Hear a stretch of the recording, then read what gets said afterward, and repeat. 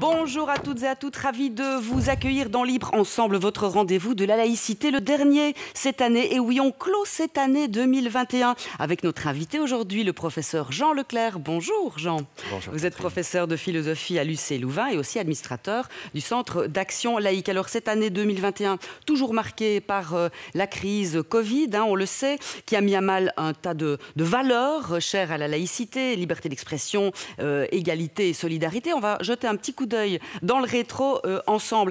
Et on commence l'année avec un événement qui vous a beaucoup marqué, comme beaucoup d'ailleurs de professeurs et de citoyens.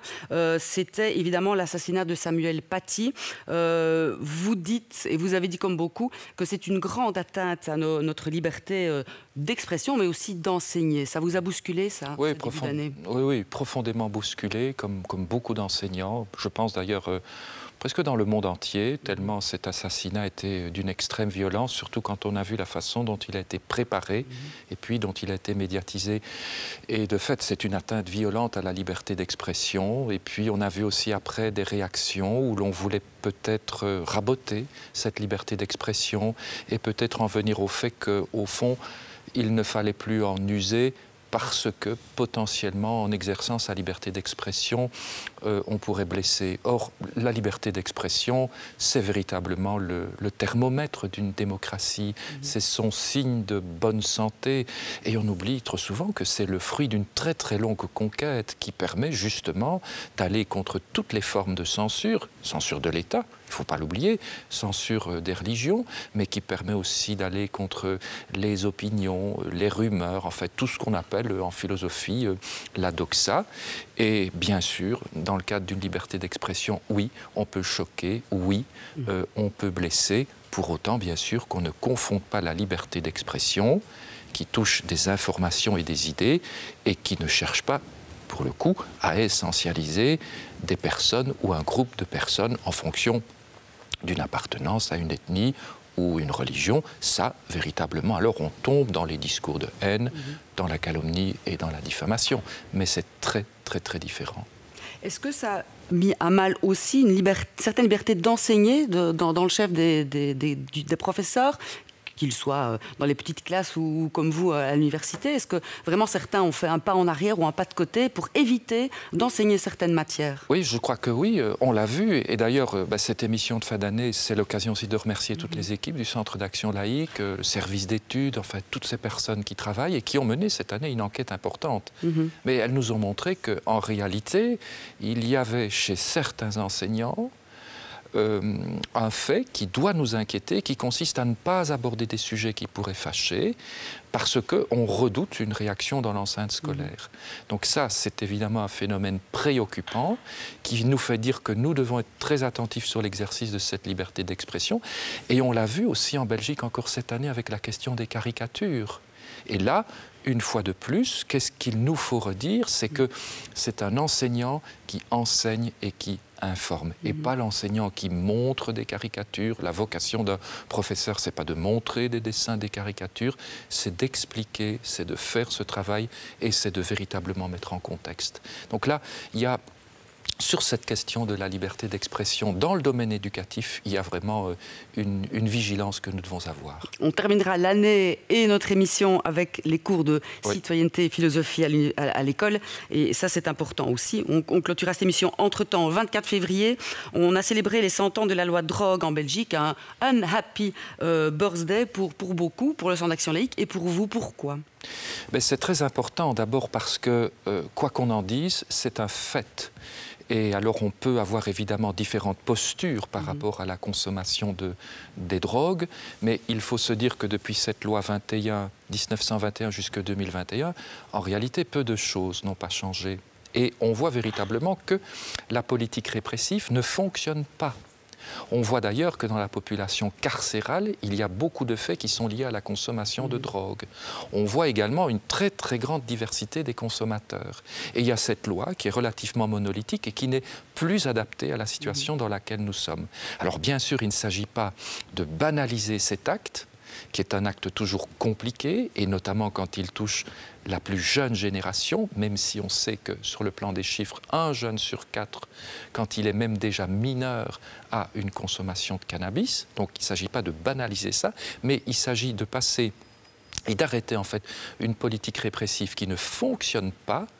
On sait d'ailleurs sur le plan carcéral que les gens qui sont incarcérés, quand ils ressortent, il y en a 1 sur 2 qui rechutent. Donc il faut quitter cette politique répressive pour passer à une politique de prévention, une prévention des risques, bien sûr, ça c'est très important, et puis aussi une politique où on va s'adapter à chaque consommateur et on va adapter évidemment les comportements, mais on ne peut plus rester avec cette loi de 21. On aborde les propositions apporter à cette solution de drogue. Juste après, un court extrait, on va se remettre un petit peu dans le bain, un court extrait d'un documentaire de Pierre Sconbroth, notre collègue consacré au Cannabis Social Club. On y entend le témoignage de représentants de la justice, mais aussi de 2 consommateurs, une mère et son fils de cannabis. On se retrouve juste après. Pourquoi ne peut-on pas consommer tel ou tel produit? Beaucoup me disent parce que la loi l'interdit. D'accord? Mais pourquoi le législateur l'a-t-il interdit?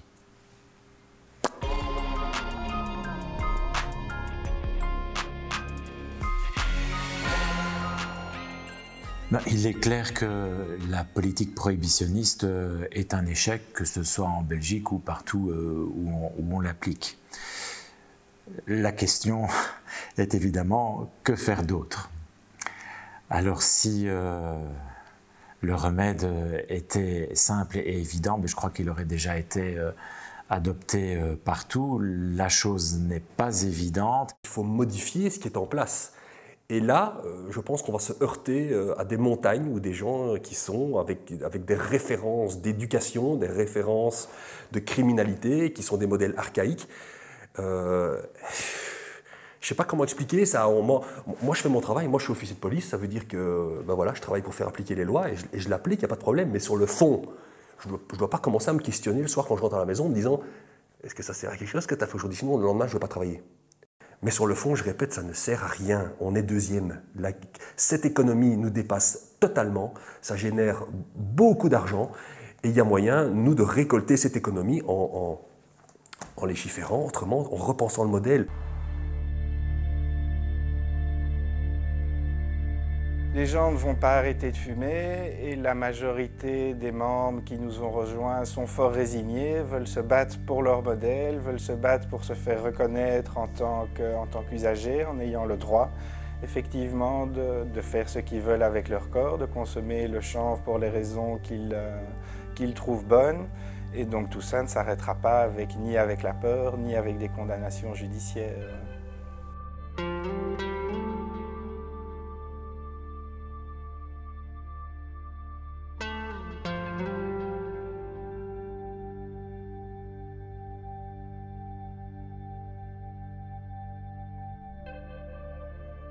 Ik ben illegaal, oké.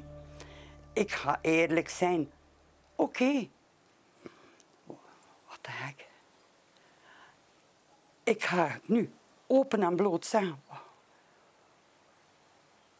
Ik kan maar zo eerlijk zijn, maar ik ben geholpen. Wie kan mij dat afnemen? Ik heb ook mijn recht. Ik wil een degelijk leven. Voor de rest van mijn leven dat ik nog heb.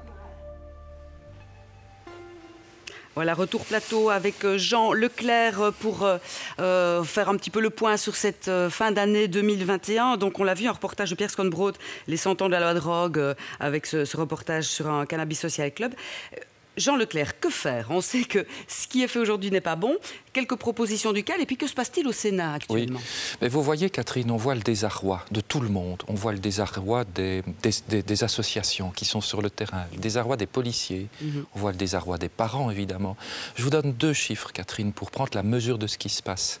La saisie de cannabis en Belgique. Seuls 10% des personnes qui organisent ces trafics sont interceptées. En 2012, on confisque 5 tonnes. En 2020, rien que pour le mois de mai, on prend 11 tonnes de cannabis sur le marché à Bruxelles. Donc ça veut dire que rien ne va, qu'il faut donc quitter ce modèle répressif et que donc, comme le dit le CAL, il faut certainement entrer dans un modèle où il faut de la régulation pour faire en sorte que l'on va pouvoir faire bien sûr de la prévention et de l'information. On va mettre aussi à l'abri la jeune génération des consommateurs pour faire en sorte qu'il n'y ait pas un acte de banalisation, en ce compris le fait de fumer. On est dans les 10-13 ans là maintenant. Exactement, oui. voilà. Et puis on va prendre la mesure qu'il faut différencier les consommateurs et qu'il faut évidemment s'attaquer au comportement assuétudinaire. Et puis il faut couper ce commerce qui est illégal, qui est latent et qui est un commerce international dont évidemment les petits consommateurs sont des victimes. Et puis on voit que justement la politique répressive ne fonctionne pas. Alors, c'est ces petits consommateurs-là qu'on retrouve en prison évidemment. Évidemment, et dans un cycle dont on ne se sort jamais. Alors, chose absolument fondamentale qui s'est passée ici à la rentrée parlementaire au Sénat, à la demande du sénateur Julia Huttendal, il y a eu une demande de rapport d'information qui a été déposée et qui a été votée de façon très très large d'ailleurs par les partis politiques. Ça veut donc dire qu'au Sénat, de façon neutre, de façon critique et scientifique, on va mener des enquêtes approfondies avec tous les acteurs qu'on vient de voir pour voir si oui ou non et sous quelle modalité il faut changer cette loi de 21 qui ne correspond plus à la réalité de ce que nous vivons et donc changer de paradigme une nouvelle fois.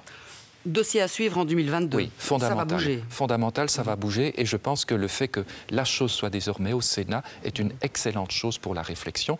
Et je peux vous dire que l'on sait aussi que ça soulage fortement les associations de terrain. Oui, très bien. On suivra ce dossier donc. Alors, une autre préoccupation, évidemment, avec cette crise Covid, on l'a dit d'entrée de débat, c'est la population de plus en plus précarisée. On le voit, il faut prouver aujourd'hui qu'on a besoin d'une aide et qu'on est pauvre. Ça devient complètement fou. Le bureau du plan a sorti quelques chiffres. Évidemment, les bénéficiaires du CPS devraient augmenter de 20% entre 2019 et 2022, donc une crise à long terme, que Pierre Sconbrot est allé décrypter dans son documentaire Solde insuffisant. On regarde quelques minutes de ce documentaire, quelques témoignages, et puis on se retrouve en plateau. Jean Leclerc, merci.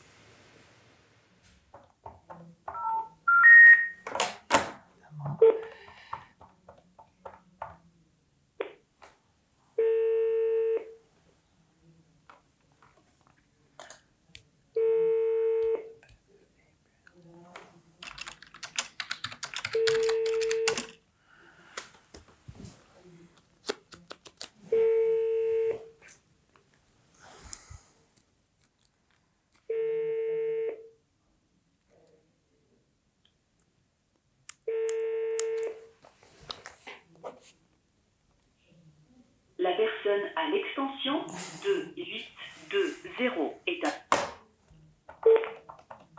On est dans une société qui stigmatise tellement la pauvreté, qui individualise tellement la pauvreté. Hein. Donc c'est vraiment yes you can. Tu peux le faire si tu veux, si tu te bouges, tu trouveras.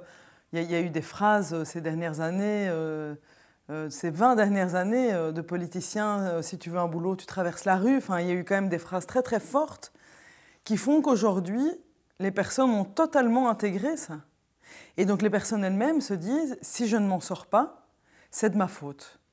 Et donc on ne mesure pas l'impact énorme qu'a eu cette stigmatisation de la pauvreté et encore plus l'État social actif qui a vraiment institutionnalisé la stigmatisation de la pauvreté. Donc la pauvreté a toujours été stigmatisée depuis le début du siècle, au Moyen-Âge, etc.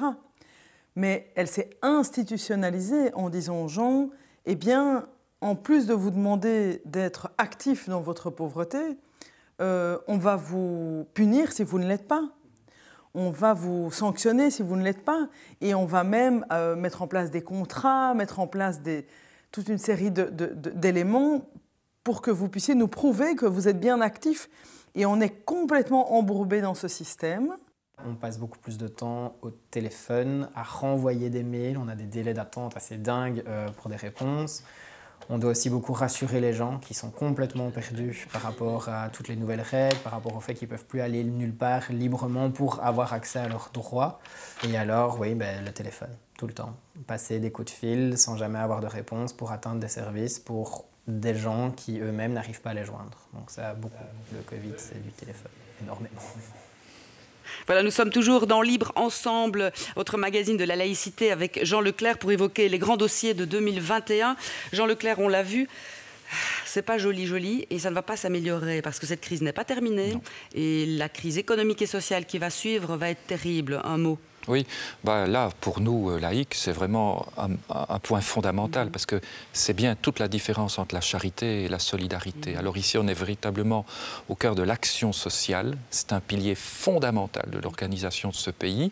Et qu'est-ce que l'on constate avec la crise sanitaire? C'est qu'effectivement, il y a des secteurs qui sont durablement touchés, le RECA, le secteur culturel et puis les étudiants. Parce que les étudiants, évidemment, ont perdu leur job et on sait combien, je le vois à l'université, combien de nos étudiants financent leurs études par le job.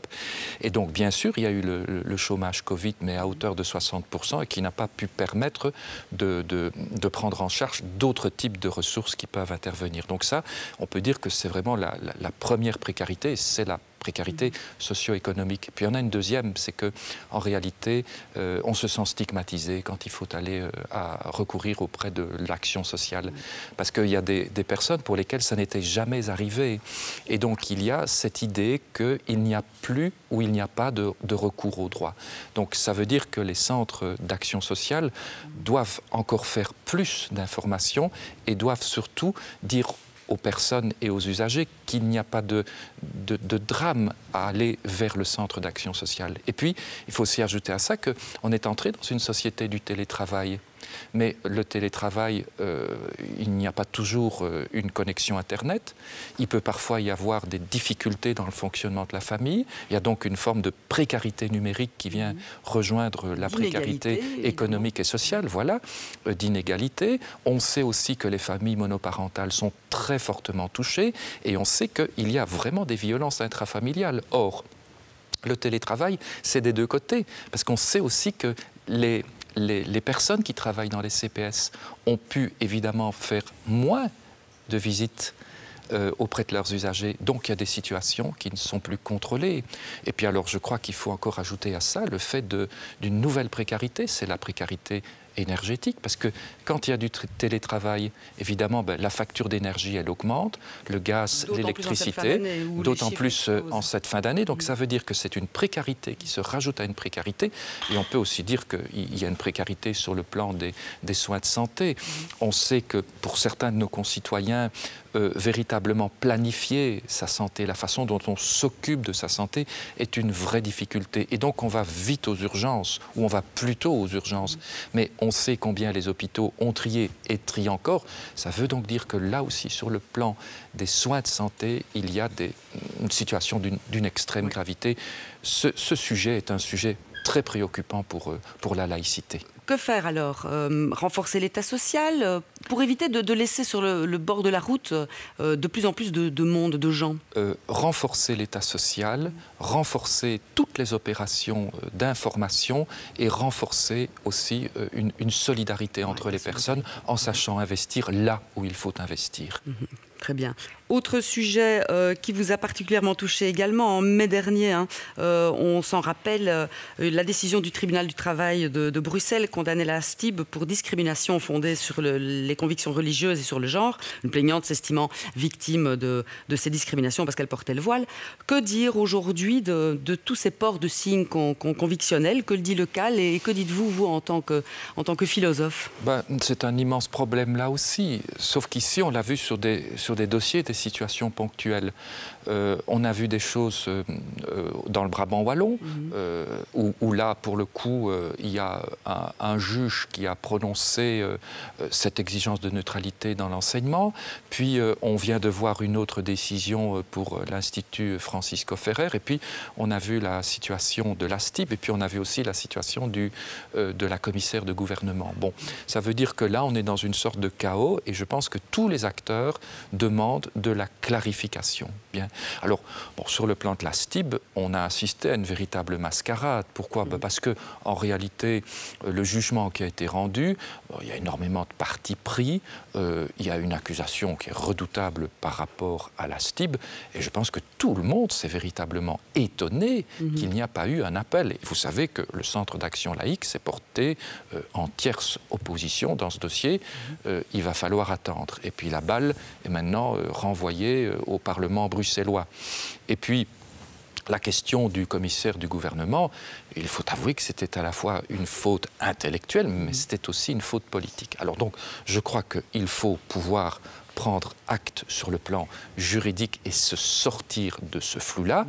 Et puis, je pense que sur le plan de ce que souhaite le Centre d'action laïque, et je pense aussi ce que souhaite toute personne de bonne volonté qui a envie de vivre dans une société démocratique apaisée, c'est de comprendre que la laïcité, elle demande dans des endroits précis, pas dans tous les endroits, c'est-à-dire les sphères où un État exerce ses pouvoirs et son autorité.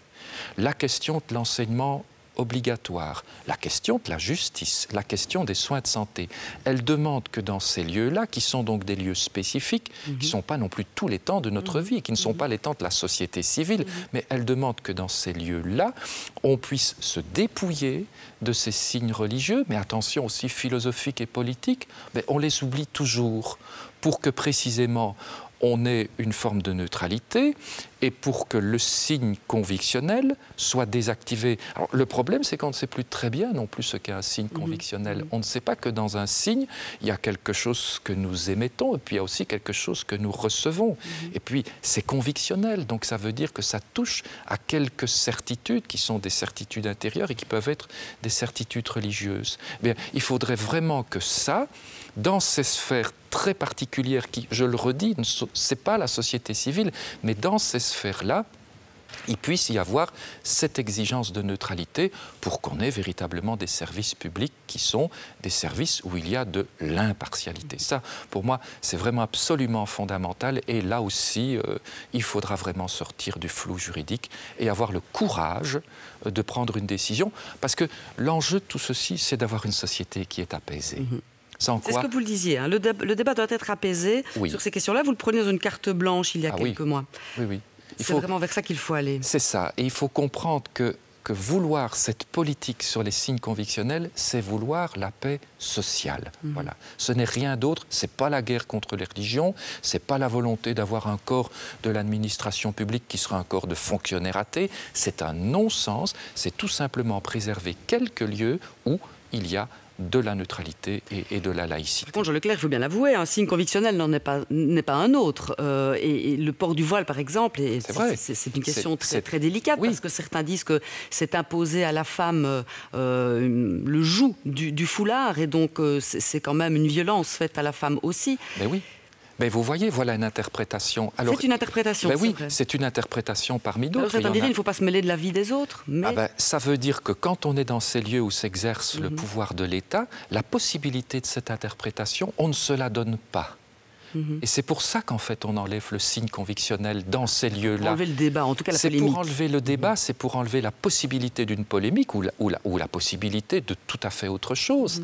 Et pourquoi? Mais parce qu'on sait que le voile est un problème et on sait que si on laisse le voile ou d'autres signes convictionnels... Il y a 20 ans, hein. Voilà, bien sûr. Ça date pas d'hier, on n'arrive pas à... Mais tout à fait. Et donc on sait que si on le laisse s'exprimer dans la sphère publique, on laisse entrer quelque chose de la religiosité qui fonctionne avec de l'hétérodoxie et de l'orthodoxie, ça voudra peut-être dire les termes, c'est-à-dire on pense de façon juste ou on pense de façon dite hérétique. Donc ça veut dire que toutes ces interprétations-là, on va les faire dans les sphères de l'autorité publique. On va amener un débat qui n'a pas lieu d'être et puis on va commencer à commenter positivement et négativement. C'est pour ça que je suis très attaché à la notion de paix dans ces lieux-là.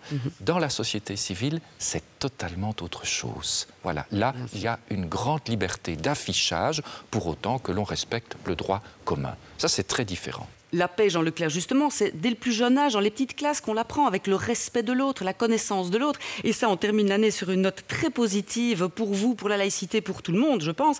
Le vote d'une résolution au Parlement de la Fédération Wallonie-Bruxelles pour faire passer le cours de philosophie-citoyenneté de 1 heure à 2 heures obligatoire dans l'enseignement officiel. Ça, c'est un long combat, hein, Jean Leclerc, pour lequel on sort quand même vainqueur. Oui, c'est vrai, c'est très important pour moi, l'enseignant, et puis aussi pour le citoyen. Alors, ça avait déjà commencé dans la mandature précédente, et puis maintenant, il y a eu ce groupe de travail qui, franchement, a vraiment très bien travaillé. C'est vrai, il a travaillé à huis clos, mais quelque part, quand on voit le résultat, ce qui lui a été reproché, mais quand on voit le résultat et la maturité des travaux qui ont été menés, c'est une chose excellente. Et ils ont consulté tout le monde. Et donc, quand les chefs de culte disent qu'ils n'ont pas été consultés, c'est vraiment une erreur, parce qu'ils ont consulté les inspecteurs des cours dits philosophiques. Donc, cette partie de notre population a été consultée. Alors, c'est très important, et je suis même heureux que ça a été voté en urgence au Parlement de la Fédération Wallonie-Bruxelles, parce que ça veut dire que pour les parlementaires, c'est très important. Ça veut donc dire que la formation, c'est un marqueur positif, et c'est, je pense, aussi une véritable vision de l'école. D'ailleurs, ce sujet-là, il va être évidemment lié à la question du tronc commun, puisque ça va évoluer, ça va sans doute faire bousculer notre enseignement, le faire évoluer. Voilà, ça va le faire évoluer. Ça va permettre aussi de suivre ce que souhaite la Cour constitutionnelle. Ça va permettre aussi de faire que l'école soit un véritable lieu d'autonomie et d'émancipation. Ça va permettre aussi de mieux travailler à la formation des maîtres. Et puis, ça va permettre aussi d'avoir une meilleure inspection. Donc je pense que le fait de quitter une heure où on ne pouvait pas faire grand-chose est très important. Puis ajouter cette deuxième heure et aussi, et ça, je pense que le groupe de travail a fait un travail à la fois considérable, mais il a pris une très bonne décision, ils ont abandonné la piste de l'interconvictionnel. Pourquoi, selon vous, l'interconvictionnalité Mais parce que c'est un non-sens. D'abord parce que ça présuppose que tout le monde a une conviction. Or, on peut ne pas en avoir, premièrement. Deuxièmement, il y a un maître. Il y a un maître, et s'il veut vraiment faire un travail rigoureux, il ne peut pas maîtriser toutes les convictions. Voilà. Et puis, il ne s'agit pas de faire rentrer dans un cours de philosophie et de citoyenneté des convictions, puisqu'on ne veut plus parler à partir de la religion, on veut parler d'un point de vue critique. Et donc ça, c'est véritablement aussi... Par contre, on pourra apprendre les religions des autres. Mais évidemment, c'est pourquoi du cursus, peut-être. Oui, c'est pourquoi, donc, dans toutes les réactions négatives contre les 2 heures que j'ai vues, au secrétariat de l'enseignement catholique, et même chez certains parlementaires CDH, il y a une réaction qui a consisté à dire « Ah ben oui, on chasse les religions de l'école ». Mais non, pas du tout. Et d'ailleurs, quand le directeur du CEGEC dit qu'on refuse l'enseignement religieux, mais ce n'est pas vrai. C'est-à-dire que dans le cours de philosophie et de citoyenneté, on pourra parler du fait religieux. Mais le fait religieux, c'est quelque chose de très précis.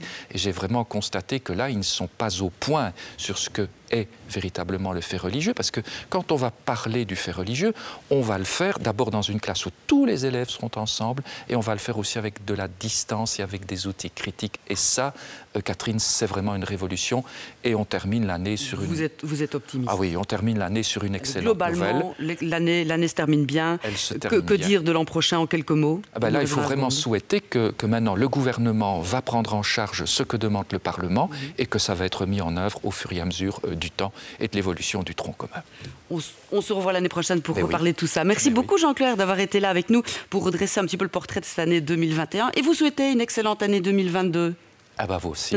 Ainsi qu'à tous nos téléspectateurs. Merci de nous avoir suivis. On se donne rendez-vous l'année prochaine. À très bientôt et bonne fête de fin d'année à tout le monde. Au revoir.